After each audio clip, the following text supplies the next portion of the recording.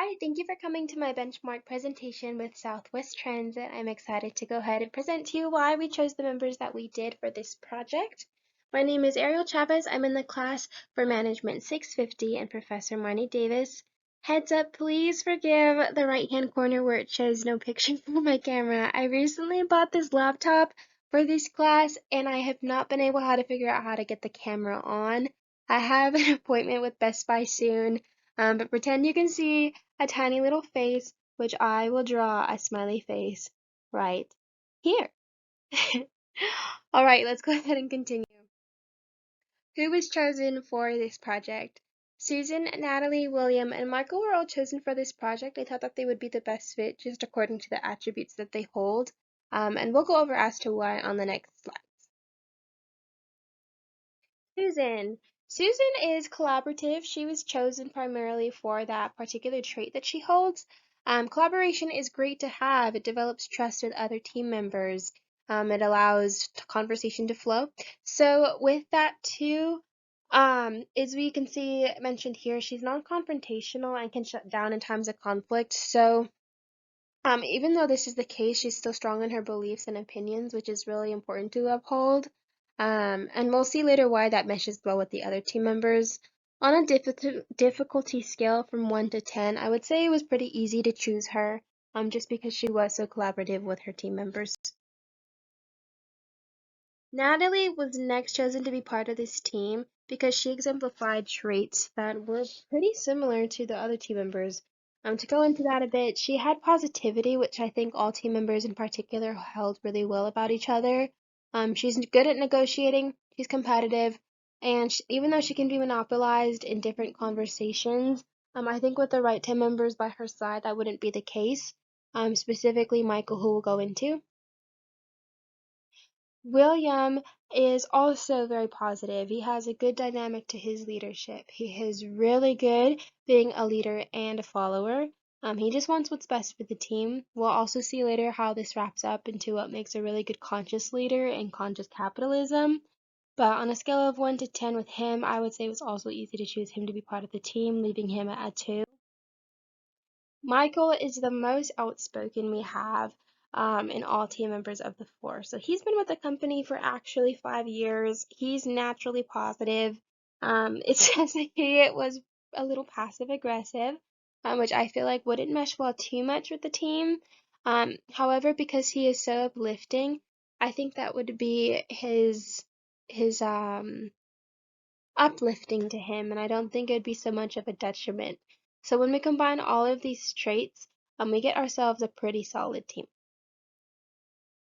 The strengths that they have all together are that they collaborate well, they enjoy communicating with one another, and they have positive attitudes to when they approach projects. As we said before, some of the team members do shut down in times of conflict, but I think with positive communication, we can go ahead and move forward with the projects. I think their skills outweigh the weaknesses that are potential. And again, it is important for a team to also work through conflict.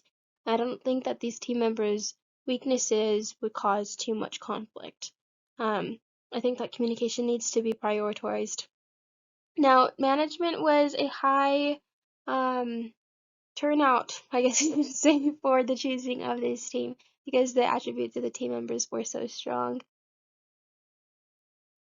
Now let's go into how motivating the team, managing conflict, and ensuring success while fostering collaboration took place with Southwest Transit.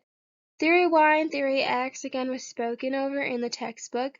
Douglas McGregor talked about Theory Y in particular on how important it is for a manager to hold a viewpoint of positivity again with the team members.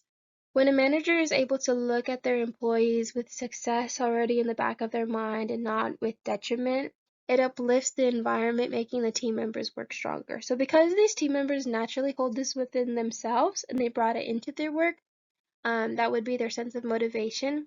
To manage conflict, it would be important to come up with humility, and I thought Michael in particular would be really good at this. Although he can be passive aggressive, it also said that he was very good at uplifting people in their strengths. So I think because the team members chosen had visible strengths and don't have too much clashing when it comes to communicating, other than, shutting down, I think the means for communicating, if they all reach the same goal, which we go into fostering collaboration, would be a means of success. So if they're all able to keep communication strong, go after the goal, and keep positivity at mind, they would be able to succeed. And these are the strategies chosen. Next, we're going to talk about the values of conscious capitalism. We did previously an article before, but the CEO of Whole Foods invented what conscious capitalism is, and basically what that is holding greater purpose. We can see here that when greater purpose is in mind, like lifting up others, that will benefit not only the company, but the stakeholders at hand. And so I think these team members would be exceptionally chosen to be able to make Southwest Transit have conscious capitalism. I am looking at the timer. I don't have too much time, but the team members chosen, most of all, are positive. They are positive, which is good. We'll take Zappos, for example. Zappos is a company who had kindness at the back pocket, and that's why they're one of the leading retailers of today. Positivity stems from believing in a bigger purpose, and Susan, Michael, William, and Natalie have that within them innately.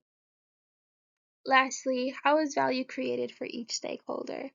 This is done through higher purpose, stakeholder orientation, conscious leadership, and conscious culture. As we can see, it's kind of like stepping up a ladder. When we have all of these things in mind, value for each stakeholder is at play, and it creates a better outcome. Thank you so much for coming to this presentation. I appreciate it so much. If you have any questions, let me know, and I hope you enjoyed.